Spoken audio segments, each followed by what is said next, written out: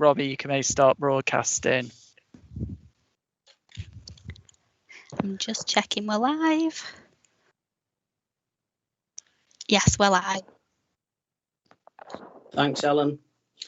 Welcome everyone to this afternoon's virtual Health and Safety Committee meeting hosted by Bassetlaw District Council.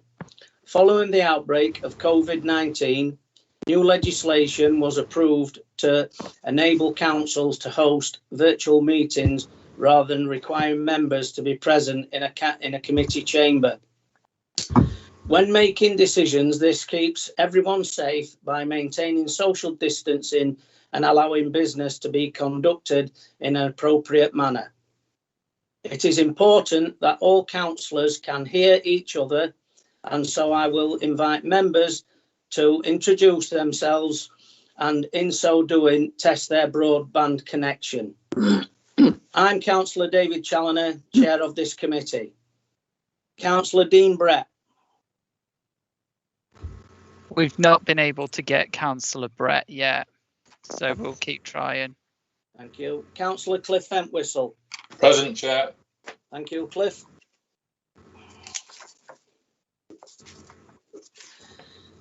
Councillor David Presley. I'm here, Chair. Thank you. Thank you, David. Mike Quigley's given his apologies. Councillor Joan Sanger. Present, Chair. Thank you, Joan. Councillor Clayton Tyndall. We are still trying. He should be in the meeting now, actually. Councillor Clayton Tyndall. Here, Chair. Thank you. Councillor Bill Tomlinson. Thank you, Mr. Chairman. I'm present. Thank you. We are joined by a number of employee representatives. I will call out the names to test their broadband connection. Mel Bassett. Here, Chair. Thank you, Mel. Keith Circuit. Yeah, present, Chair. Thank you. Dave Fretwell. Present, Chair. Who is also the Vice Chairman of this committee. Thank you, Dave. Philip Lee. Right. Is it working? Yeah, thank you, Philip. Can hear you. Right. Trudy Wolstow. Trudy Wolstow. She's not in the meeting yet, but we can try and get her as soon as possible. Okay, thank you. And we do have apologies from some employee representatives, which will be in the agenda item. We also have some officers in attendance. Jim Moran. I'm present, Chair. Thank you, Jim. Sue Bowler. Present, Chair.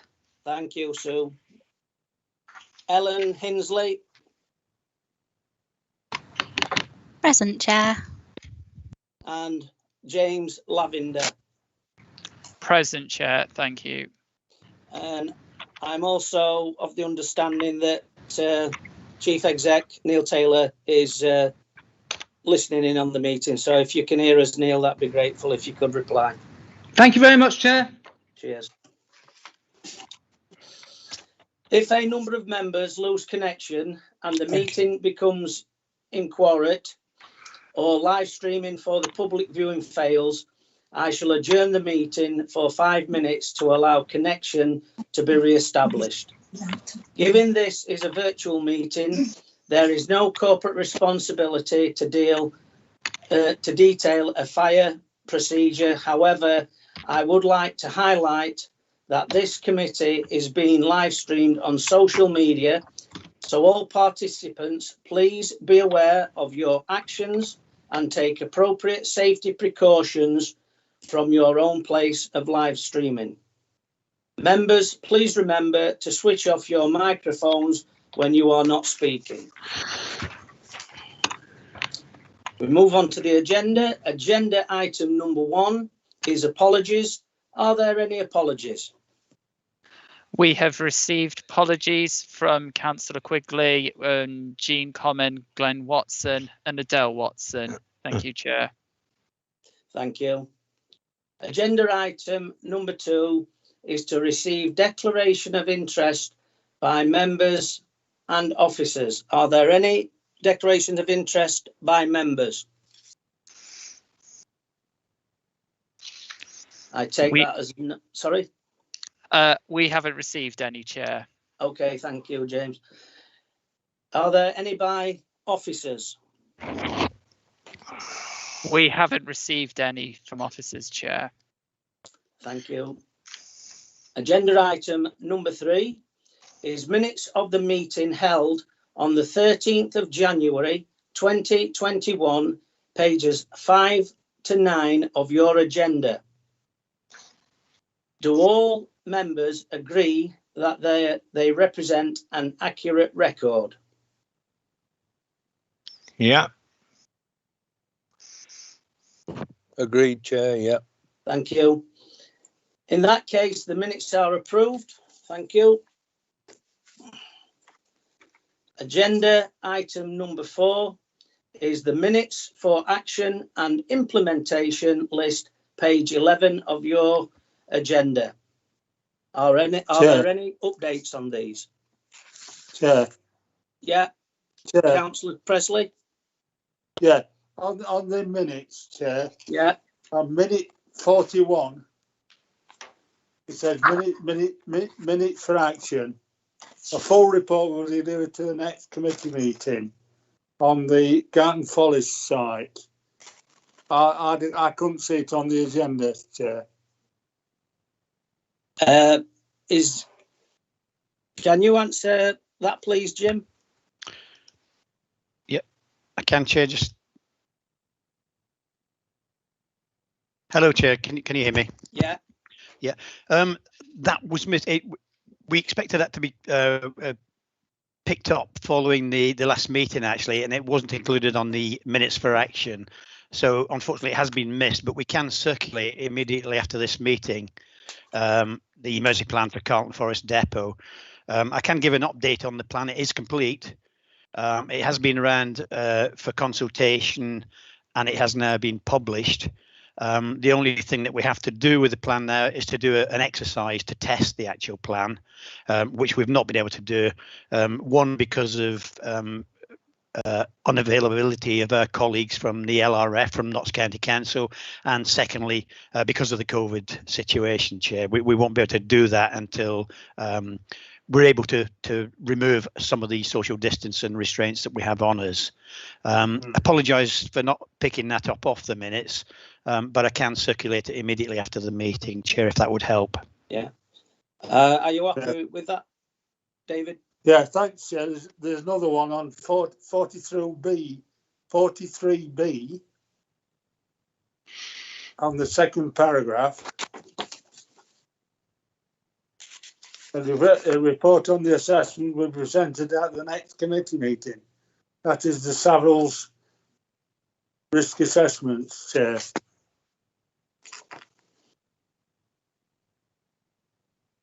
I've not seen that one neither.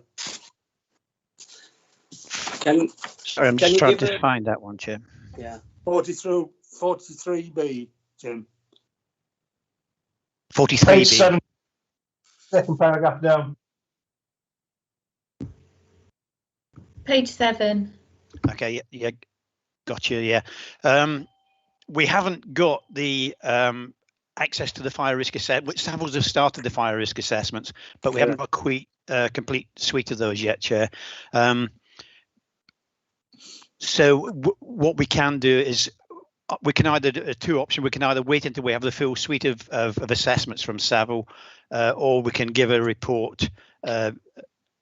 Unfortunately, at the next meeting now, Chair, of the work carried out to date by Savills.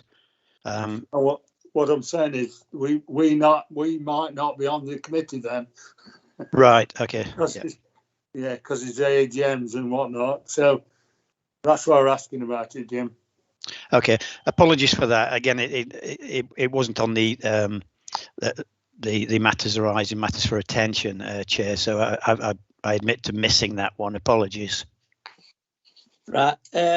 What I would suggest then, if this is okay with the rest of the committee, And like Councillor Presley's just pointed out, there's AGMs and things like that coming up, and people put themselves forward for various committees, so we could have some different people on. If that's okay with the rest of the committee, obviously Savills are undertaking this fire risk assessment on behalf of the council.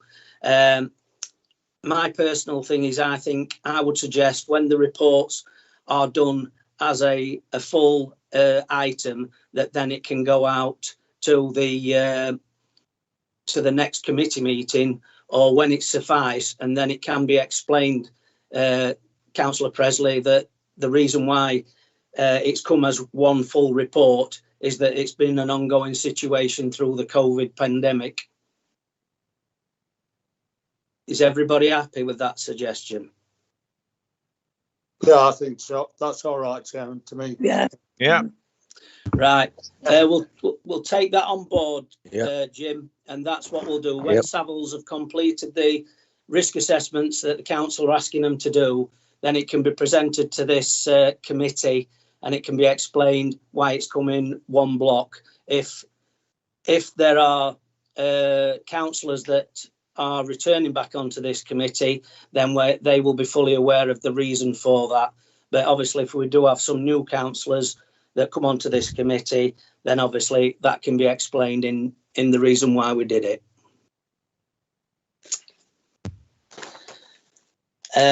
We'll go back onto agenda item number 4, which is minutes for action and implementation list, page 11 of your agenda. Are these up to date, Jim? Yes, both of these actions have been completed, Chairman. The managers have been reminded to remind staff in the one-to-one meetings that any kind of verbal or physical aggression on themselves whilst at work should be reported. And also on the second one, you recall we did an investigation into the concerns that were expressed at the last meeting regarding self-isolation, and we did distribute the findings of that investigation to committee members. Right, thank you. Has any members got any questions as regards what Jim's just outlined on these minutes for action? First and foremost, Jim, I'd like to thank you for presenting, especially the one which was to do with staff getting verbal or physical aggression. I think this is something that has come out quite a bit and is a lot more recognised since the pandemic and the situation that we're in. I can vouch for this, obviously being a union official, especially within retail. There's a lot of aggression and things happening to staff. So it's obviously, it's an ongoing situation, and the more that it can be highlighted, then that gives us hopefully the powers to deal with these situations. So thanks for the work that's been done on that. Agenda item number 5 is the outstanding minutes list on page 13.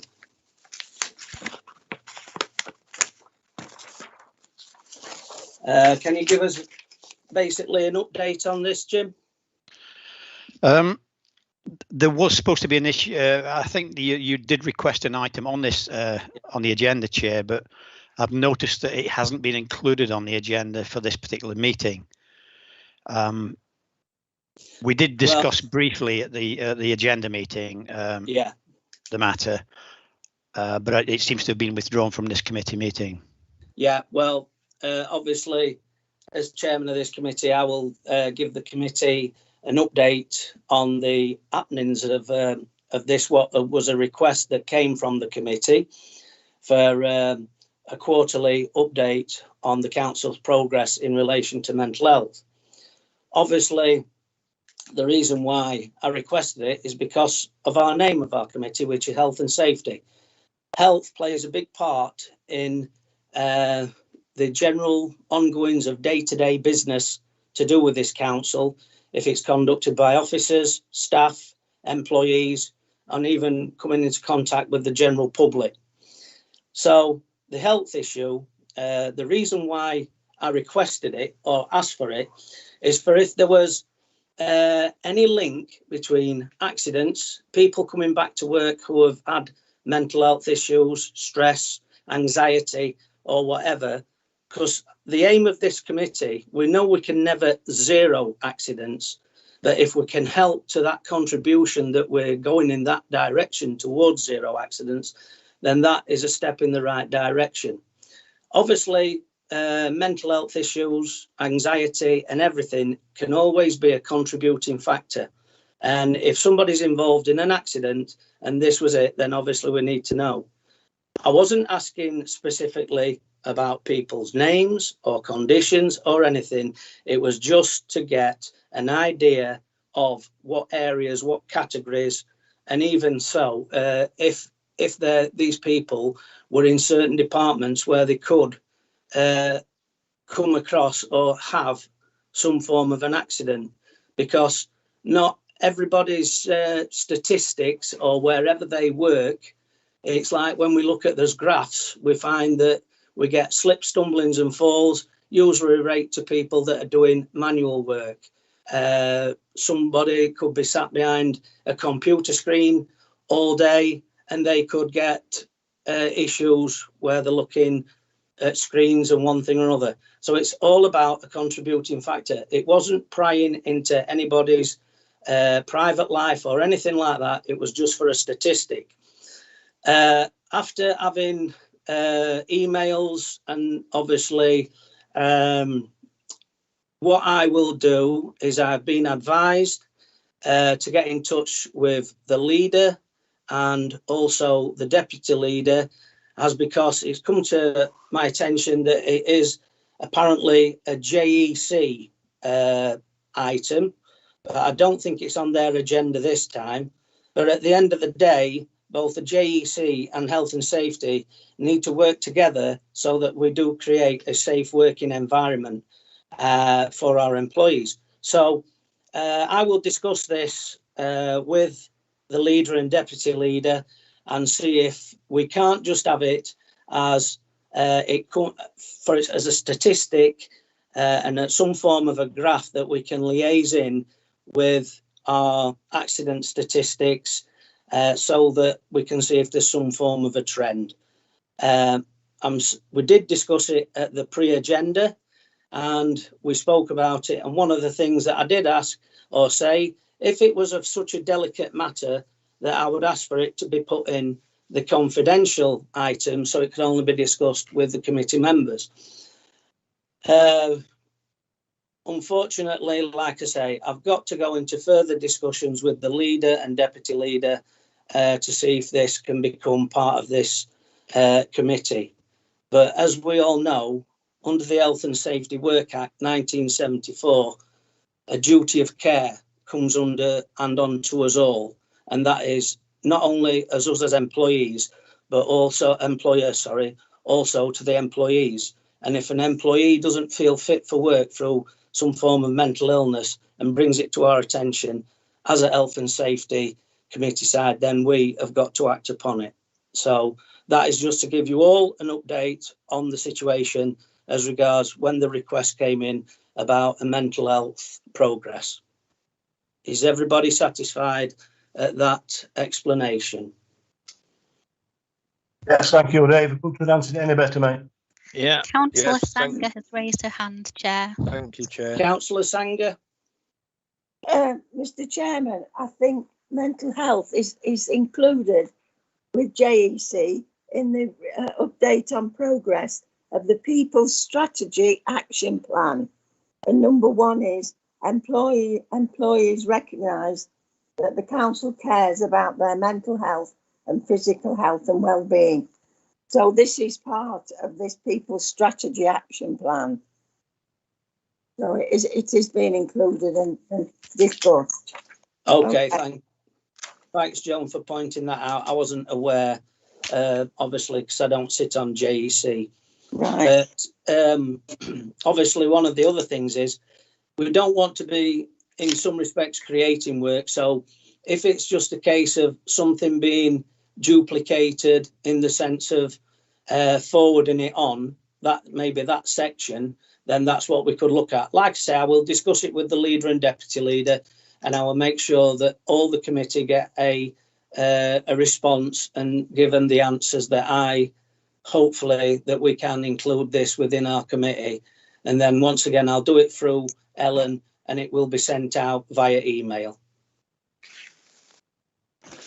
Agenda item 6A is accident report for period 1st of October 2020 to 31st of December 2020, pages 15 to 23 of your agenda.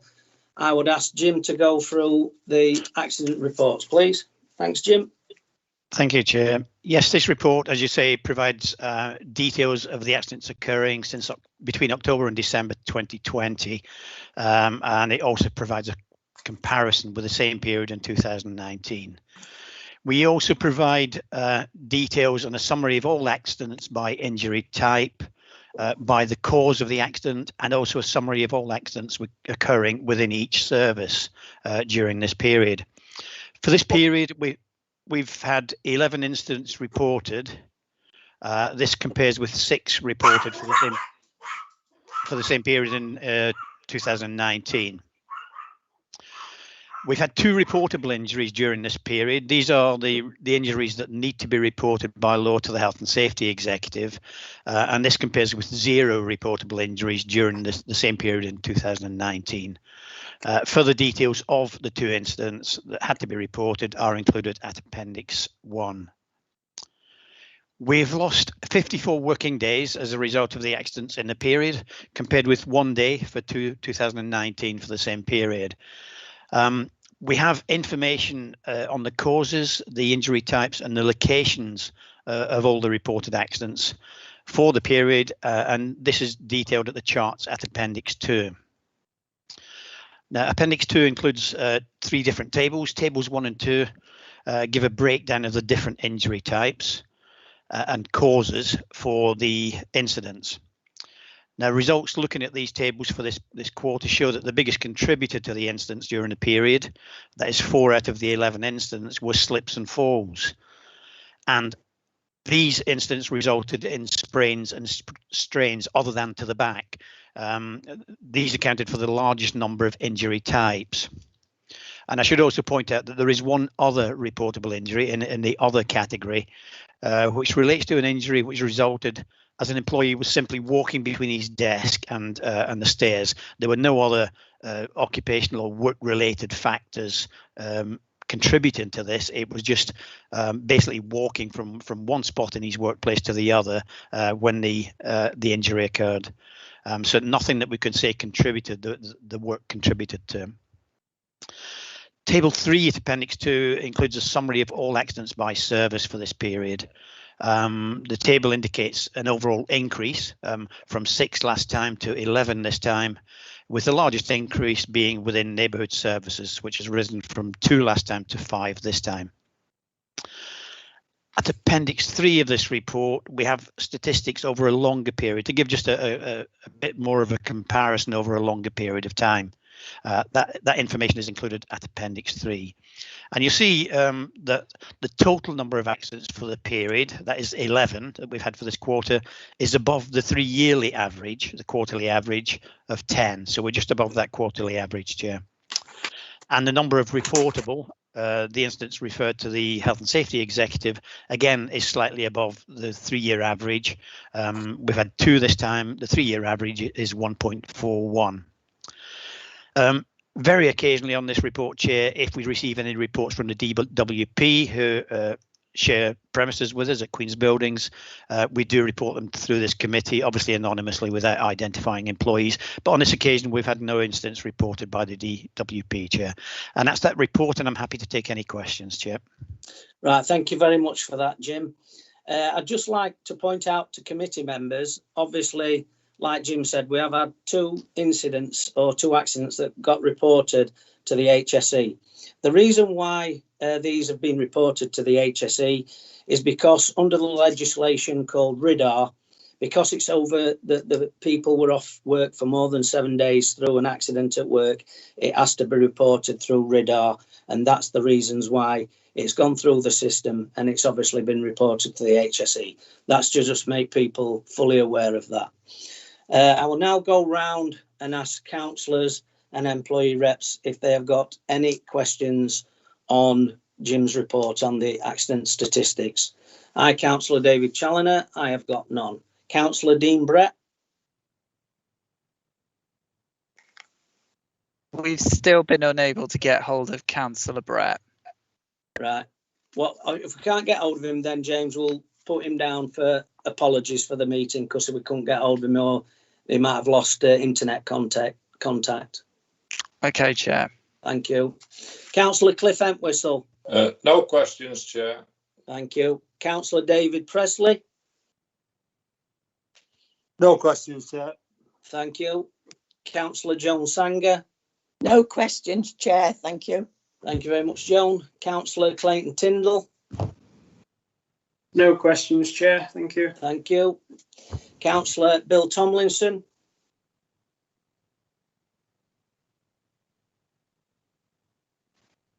Can you unmute, please, Councillor Tomlinson? Sorry about that, to Mr. Chairman. No questions from me. Thank you. Okay, thank you, Bill. To the employee representatives, Mel Bassett, have you got any questions? None, thank you, Chair. Thank you, Mel. Keith Circuit. No questions, Chair. Thank you. Thank you. Dave Fretwell.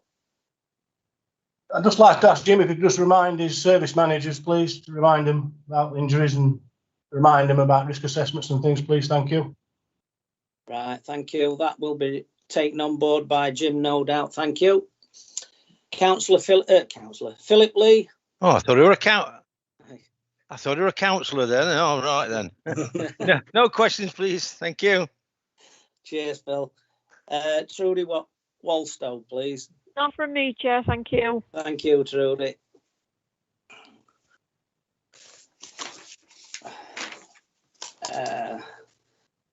We move on to the agenda item 6B, which is progress report.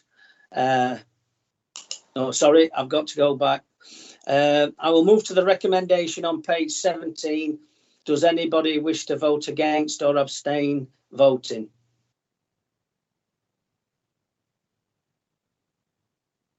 The recommendation is carried. Thank you.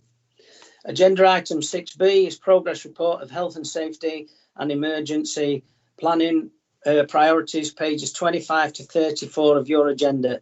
I will ask Sue Bowler to give the progress report. Thank you. Over to you, Sue. Thank you, Chair. We'll start at 3.2, fire risk assessment. Following receipt of the fire risk assessments, a meeting has taken place with the facilities manager and the facilities officer to progress the risk assessment actions for Worksop Town Hall and Queen's Buildings. They've subsequently been put onto the SHE system and they're all time-scaled. The fire risk assessments that were carried out for West House and Retford Enterprise Centre for both buildings, they have now come in since this report was written. So we've got those on the SHE system with actions assigned to. Domestic property, a fire management group meeting took place on the 21st of January. The meeting minutes are attached, as you can see, as Appendix 1. And Phase 1 to amend the Regulatory Reform Fire Safety Order will have operational implications for building managers and owners. Fire risk assessments will include external cladding, external wall, balconies and flat front doors. So it's estimated that the fire safety order will probably get royal assent during the spring to summer. Tenants will be notified in advance of any fire risk assessments taking place in their area, and they will be asked. They might be asked to be, allow the risk assessor to look at their flat front doors to make sure that they are fire approved. Property fires, since the last safety committee, there have been no confirmed fires in council domestic properties. 3.3, water quality monitoring. Water quality monitoring meeting has taken place on the 3rd of March. The responsible person for Legionella control is in direct contact with the Legionella contractor DCS. Any items that require attention will be completed. A programme of risk assessments is in place and additional areas have been added to the schedule. The areas that have been added to the schedule are the community centres. DCS continue to carry out the contractual site monitoring for the authority, which includes all the independent living schemes. Access to assisted living schemes properties have been restricted and sometimes due to some people sort of either shielding, the COVID positive or self-isolating. However, communal areas are being monitored and wardens are doing the weekly flushing of flats. Anything that's we haven't been able to get into to do any work has been recorded on the records for building system. So 3.4 housing water quality monitoring. A housing Legionella meeting took place via Skype on the 1st of March. Second element have the property stock to complete for this financial year. Some risk assessments have taken place as long as the tenants are not shielding or have COVID. So we are aware that the shielding period has now finished, so things might start to pick up and improve slightly. Priory Court, the flexi hoses that have been installed at Priory Court are going to be replaced by the contractor on an ongoing programme of works once they're able to get back in to do it. This work has been put on hold due to the COVID cases and shielding at Priory Court. 3.5 health and safety training. We are still limiting training and what we can deliver. For some online training, we've done that in conjunction with Mansfield Council Learning Pool. The use of this system has now been discontinued as of the 31st of March 2021. HR are in the process of developing a bolt-on training system to iTrent, keeping all records in one place. The fire awareness refresher training is now due for all staff. However, due to the training changes, this will be delayed for a short time. So as you can see from that table, the courses that we've done so far since the last safety committee, Legionella awareness, 31 people. So we've had a big push on that for wardens, caretakers, and people that have anything to do with flushing of our buildings. 2 people have done the anti-terrorist training, Action Counters Terrorism. And then we managed to get on the old system of training for the general fire awareness. We managed to get 30 people through before we stopped using Learning Pool. So that's a total of 63 altogether. 3.6 COVID-19 secure risk assessments. Following the government's roadmap to recovery, an email has gone out to all service managers to ensure that they update their risk assessments. To ensure that safe opening of facilities such as community centres takes place. As long as everything goes to plan on the government's roadmap, the following council services will resume as follows. Costhorpe Bowls and Cricket Pavilions, they're open as we speak. Bassett Law Museum, hospitality events, town hall weddings will all start up on the 17th of May. Splash parks won't be open until after the 21st of June, and community centres from the 5th of July. So 3.7 health and safety policy review. A review of the health and safety policies is currently taking place. The following codes of practice have been completed, which are the health and safety risk management, noise at work, SHE system guidance, and new and expectant mothers.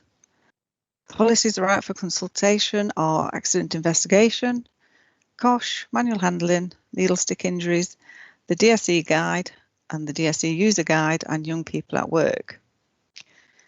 Policies that are work in progress are asbestos and Legionella. As the consultation period ends, any recommendations or alterations will be made before the policies are added to the internal intranet system. The remaining health and safety policies and guidance documents will be reviewed by the end of this year. These include fire risk assessment, violence at work, first aid, vibration, work at height, accident reporting, and construction works and contractors. 3.8 COVID secure site inspections and the May elections. COVID secure site inspections were undertaken at Retford and Worksop Shop Mobility in February. These are recorded on the SHE system, and discussions have taken place with the manager to progress any outstanding controls that needed to go in place. Polling station COVID secure risk assessments inspections for the May elections are being carried out by democratic services and the safety officers. Risk assessments are being created to ensure that they are as safe as possible, ensuring they meet the COVID-19 controls. So that's my report. I will take any questions if anyone's got anything. Thank you. Right. Thank you, Sue, for that very in-depth report. And it's nice to see that there's like a timetable of things that the council will be opening through the government guidance of its roadmap. I will take it in order, firstly, by asking councillors if they have got any questions on Sue's report. I, Councillor Dave Challoner, I haven't got a question, thank you. Councillor Cliff Entwistle? No questions, Chair. Thank you. Councillor David Presley? Yes, Chair. On the water quality monitoring, and it says in the first paragraph, excuse me, any items that require attention will be completed. Well, we don't know what they are, do we? How do we know which ones have been completed and which are not? That's the first question. Okay. Now, Priory Court, he said this work has been put on hold due to COVID cases and shielding at Priory Court. So has there been COVID cases at Priory Court? Because shielding has finished now, Chairman. And the other one is the 3.6. The secure risk assessments. There's other bowls that we use, Chairman. Are they included in that? We've got the bowls on the golf course at Worksop. Are other parts of the are they put on the COVID assessments, Chairman? Thank you. Would you like to? Thank you, Dave. Yeah. Yeah, thank you, Dave. The outstanding actions, we have what's called records for buildings. It's like a database where we can monitor outstanding actions and what's been completed and what hasn't. So that's how we monitor the actions that are outstanding. So they would all be timescaled from the risk assessments that are carried out.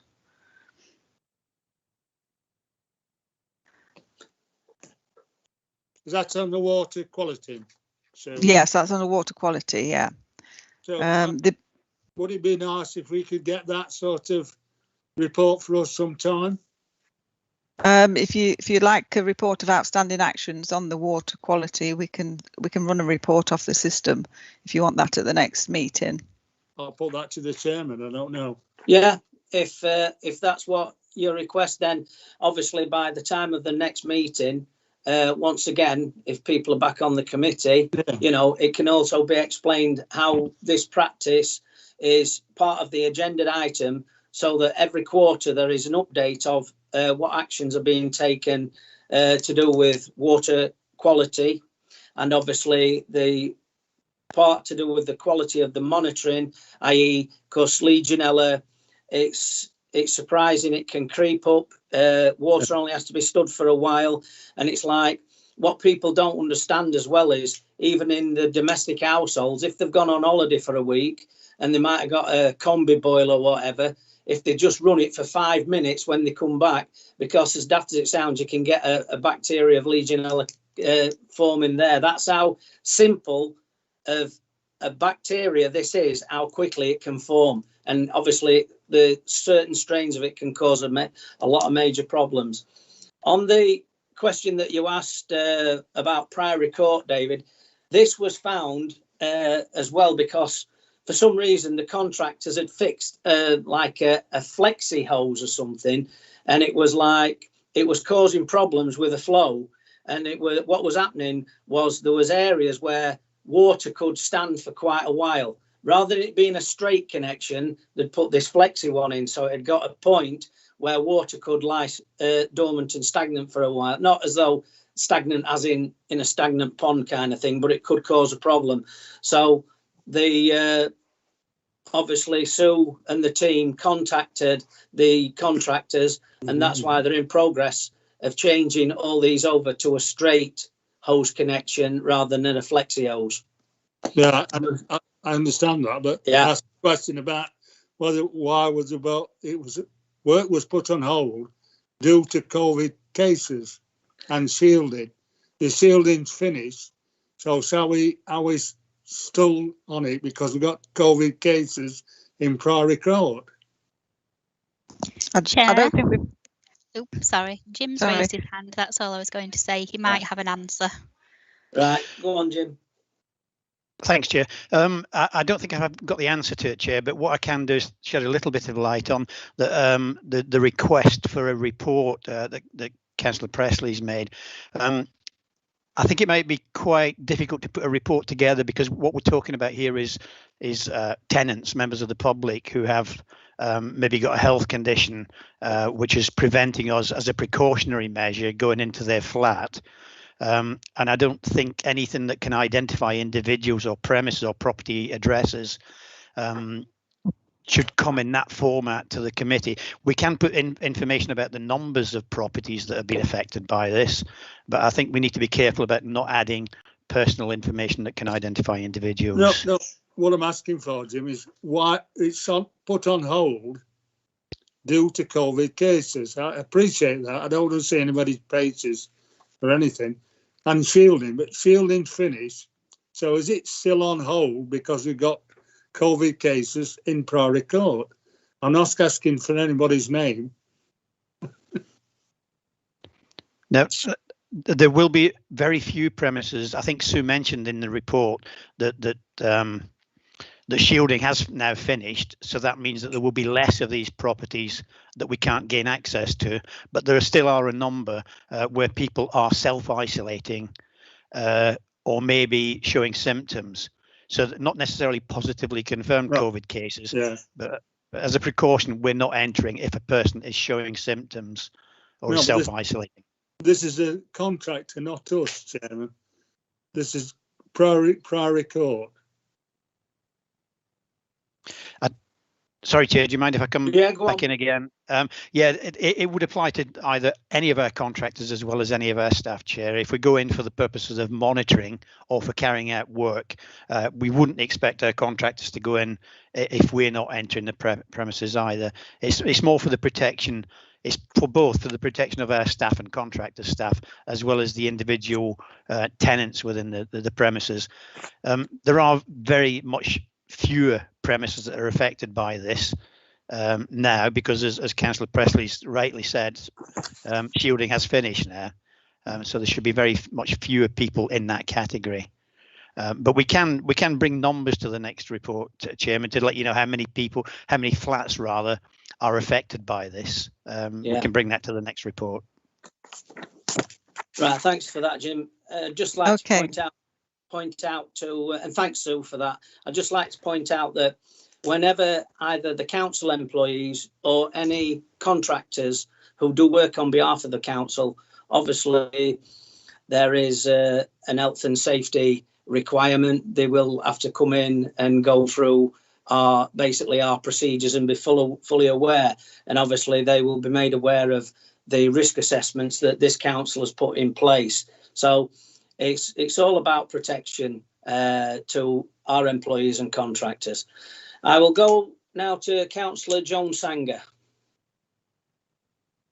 The one more I asked. Oh, sorry, Dave. What was that last one?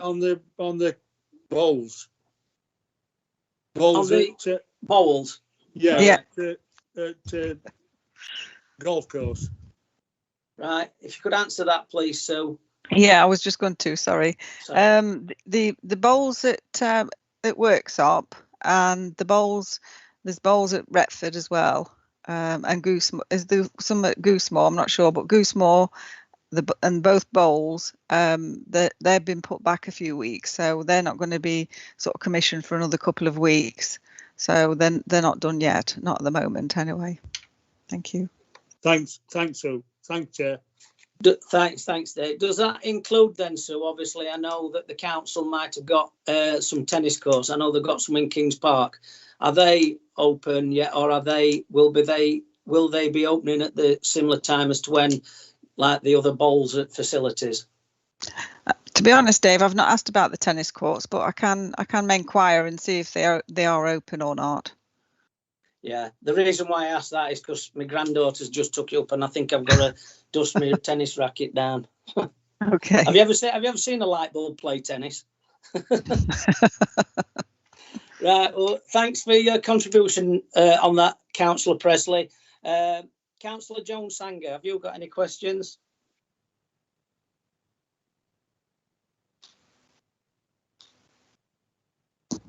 Can you unmute, please, Councillor Sanger?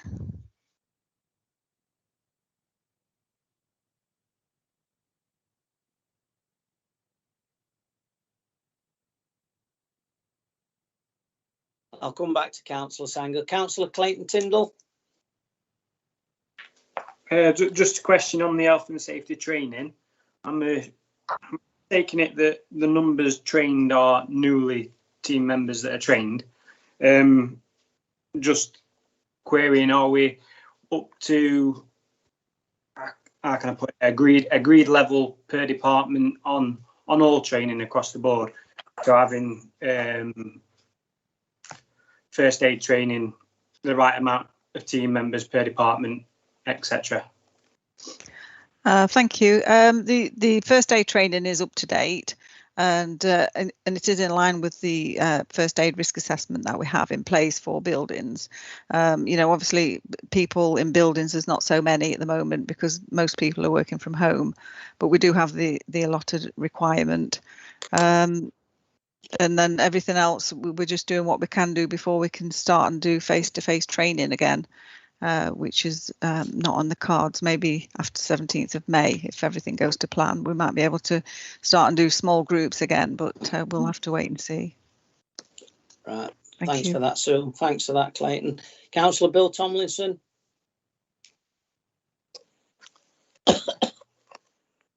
Not muted. Unmute, please, Councillor Tomlinson. I'll just go back to Joan now that she's. Have you got any questions on Sue's report, Joan? No, thank you. Thank you. Councillor Tomlinson. No questions from me, Mr. Chairman. Thank you. From one, are you permanently trying to mute me so I can't speak over?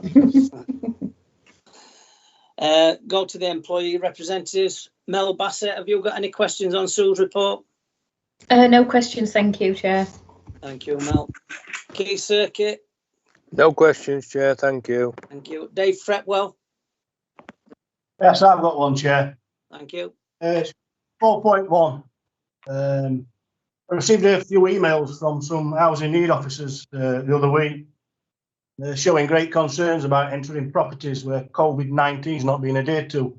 I don't think you'll be able to answer this one, so, but we have emailed Jim, and I know Jim contacted me back. Any information on this, please, Jim?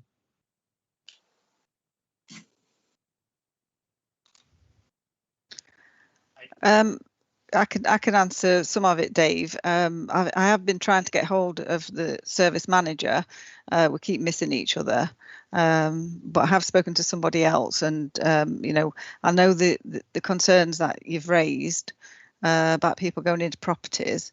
I've looked at the risk assessment, and that covers everything. It is COVID compliant. I've looked at it. The controls are in place, and if staff follow the risk assessment, it should be fine. I can't say fine, but it should, the controls are in place, for them to wear the PPE, make sure that people aren't suffering with COVID or isolating at the time, and things like that. So, the personal hygiene side of it is very important when they're going into these properties. But I still need to speak to Christine about it. I agree with what you said there, so risk assessments are in place. But when there's more than 6 in the household, and then there's other people in from the household from next door and from Albert Road, and that's putting our members at risk. Not acceptable. I really don't know what you can do with people. You know, are we, you know, can we go into a property and say, well, you've got too many people in here and you've got to get out? I mean, I don't really think we've got that power, but the power that we have is that they just turn away and don't go in. You know, that's what they can do. I don't really think of them like this, but I have had a word with one or two of the people that's concerned. And there's something called a dynamic risk assessment. Now, if you don't, it runs in line with the council's risk assessment, but it's a risk assessment that you'll make yourself. But if you don't feel safe going in that property, we shouldn't be forcing our staff and employees, members, go in that property if they don't feel safe. Well, we shouldn't be forcing them at all. I mean, like you say, they can do the on-the-spot risk assessment for themselves and for their own safety once they get to that property, and that's the best that they can do. And if they report back to their manager to say that they didn't feel safe and they've got X amount, you know, there's 10 people in that property, we wouldn't want our staff exposed to that. We wouldn't want to put them at risk that way. I totally agree with this, so, but what I'm going to say to you next is if that member of staff refuses to go into that property, is he going to get the backing, or she, of the line managers and the council? I'd like to hope so. I'd like to think that would, you know, that the manager would back them up. Yeah, thank you. But I can't answer that. I don't know whether they would, but I'd like to think that they would. Thank you very much. We've got a few hands up. We've got Jim, Councillor Pressley and Trudy Wallstow. Right. Just let me go back through my list and then I'll go, because I've got Trudy at bottom. Councillor, again, I'm calling him a councillor. Phil Lee. I'm enjoying it, councillor. No questions, please. Thank you. Trudy Wallstow. Wollston. Wallstow. Sorry, Wallstow. Yeah, I just wanted to sort of explain a little bit more about the issue that Dave's raised. Being as I am sort of one of the team that have raised the issue, I think the problem is the officers feel that they're actually being placed in an unenviable position, really, because their job when they visit our units of temporary accommodation is to check the property, but also to check on the welfare and the safety of the occupants that are in there, because as you'll be aware, some of them are extremely vulnerable and have got quite high and complex needs. And I think they're in this quandary because if they don't go in there, because they obviously have concerns for their own health and safety because of COVID, and then we find that later that day the property sets fire or something else happens, the first thing that's going to be said is, well, where were you? Why didn't you go in there? You visited that day. What are you playing at? And all this sort of thing. So I kind of think they feel like they're being caught between a rock and a hard place, because the other thing is the majority of the team are actually under the age of people that are actually getting COVID injections. So they've not got the comfort of knowing that they've even had the COVID injection, so that if they are subjected to it, they're not likely to need hospital treatment for it. So I think there's all sorts of issues really that are concerning people, and I just thought it just important to clarify that. And the other issue is as well, very often the people that we've got in these units of accommodation are the ones who aren't adhering to COVID rules. They're not particularly hygienic, shall we say, for want of a better word, and often, sort of lead very chaotic lives where cleaning and tidying are not really priorities for them. So you've got all these factors that the officers are having to juggle with, I think. So I just wanted to make that point. Thank you, Chair. Yeah, thanks for pointing those things out, Trudy. First and foremost, I wouldn't expect any of our employees or officers to put themselves in a situation. Obviously, the guidance of the risk assessment is there, but say, for instance, like Dave Fretwell pointed out, if you don't actually feel safe and whatever, get the officer to record it, the reasons why. they didn't feel safe. If there's more than 6 people in, if there's a mixture of households, if the place is allegedly filthy or whatever, or that they feel that they are might be vulnerable to a COVID situation, then until proper government legislation changes and obviously the vaccine patterns gone out and even more people are being vaccinated and things like that, and people start feeling more and more safer in environments, then obviously the risk assessments change towards how the environments are changing. But first and foremost, if somebody doesn't feel safe about any situation, then report it back down to the line managers and make sure it's recorded, so that if an eventuality of something happening, at least it's there in black and white that the situation was addressed, so that there can't be a finger pointing or somebody blaming somebody for something. But 9 times out of 10, if they do not feel safe in any situation, please get back to the appropriate management so it can actually be dealt with. And it might even mean that rather than an officer or whoever's going out as an individual, might have to go out as a pair, but obviously social distanced or whatever the risk assessment or the guidelines qualify for. It's all about feeling safe at work and not feeling vulnerable. Thank you, Chair. Who else, Ellen, was asking? You said Councillor Presley. I think Councillor Presley and Jim, but they have both since lowered their hand, so I'm not sure if they still want to say anything. I'm okay, Dave. Thank you. Right. Okay. I'm thank all you. Jim, would you like to say anything? I was going to add a comment to it, Chair, but I think you between yourselves and others, you adequately covered it. I think the fact that Dave was concerned that the manager might enforce entry into the house by the staff. The manager is the person who has created the risk assessment, so they're obviously going to stand by their risk assessment. And if our staff are being expected to work out with that assessment, then it would be nonsense for the manager to go against that, because they are the ones that have actually created it. So they should get support from the manager for any of the type of situations that Dave's mentioned. There is within the health and safety policy an overall requirement that if any of our employees, and you touched on this, Chair, are at serious imminent threat to their health and safety, they are certainly allowed to walk away from that situation. Nobody would expect them to put themselves in danger, Chair. And that's all I wanted to add. Right. Thank you for that, Jim.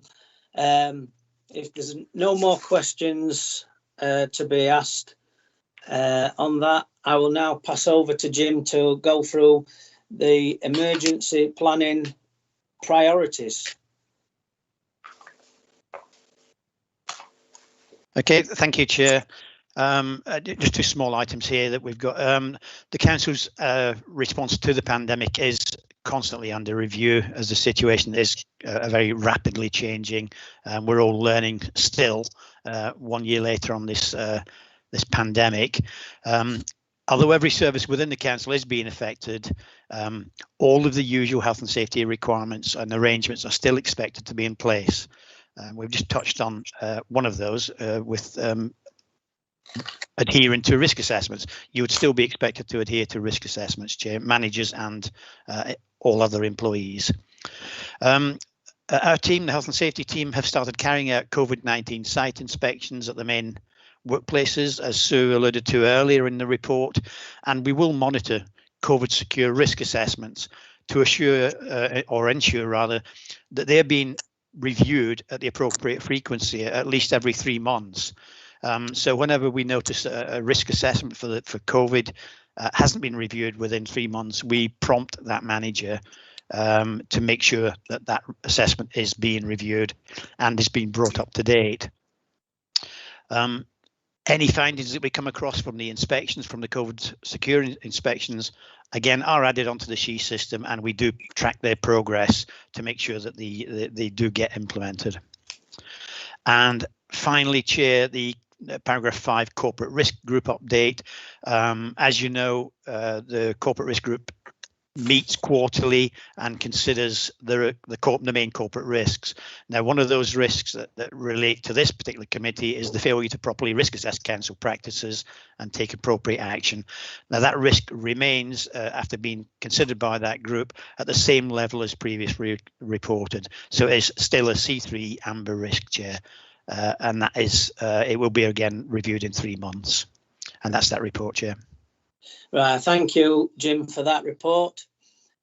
Obviously, I think members will have picked up from this meeting how important risk assessments play in the role of the running of this council.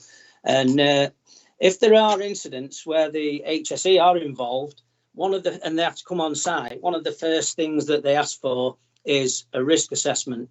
So I would like just to thank Jim and the team for being on the ball with the way that we have handled all the risk assessments, which can change from week to week, day to day, for the council and to obviously protect our employees.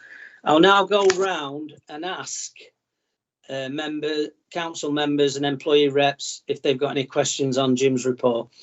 Councillor Dave Challoner, I haven't got any questions. Councillor Cliff Entwistle. No questions, Chair. Thank you. Councillor David Presley.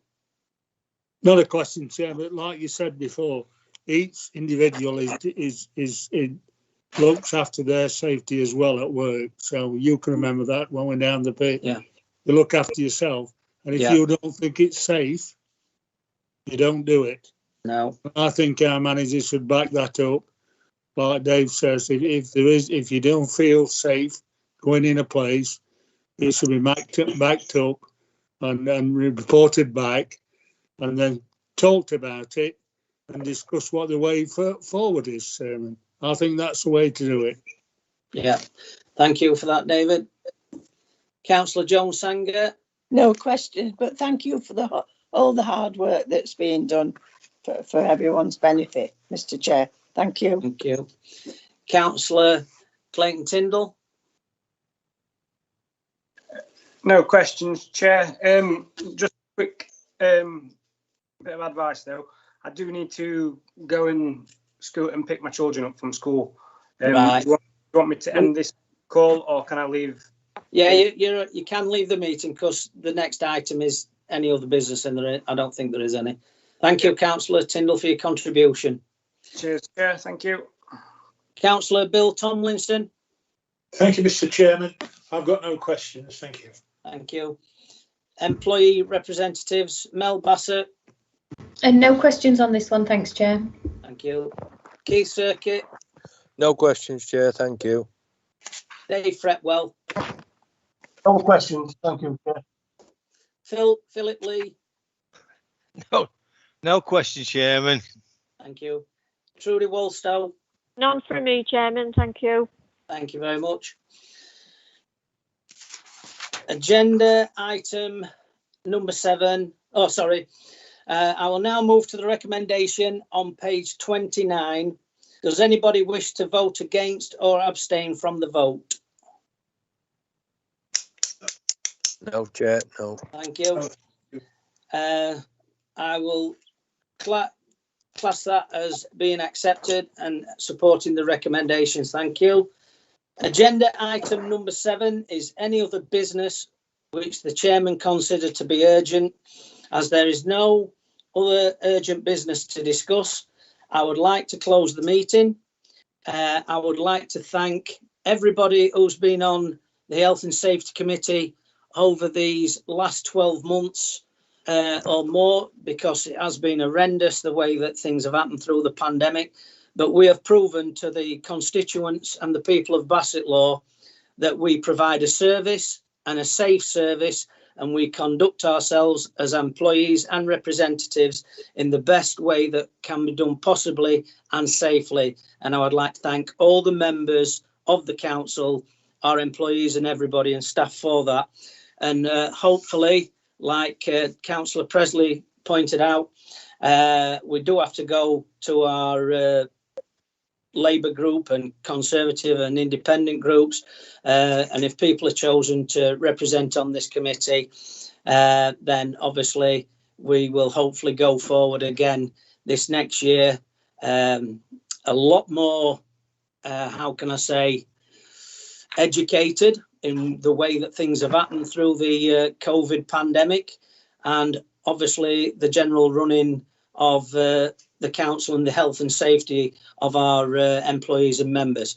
So I'd like to thank you all for your contribution over this last year, and wish you all the best for the forthcoming future, and hopefully the elections, where, like we say, we're putting the risk assessments, all the hard work for the polling stations. Hopefully people will have the feeling of security that they can come out and cast their votes, which it would be good, because we put a lot of hard work in to make sure that these polling stations are there. So I would like to once again thank everybody, and let's hope we see everybody in the future. Thank you. Thank you. Thank you, Chair.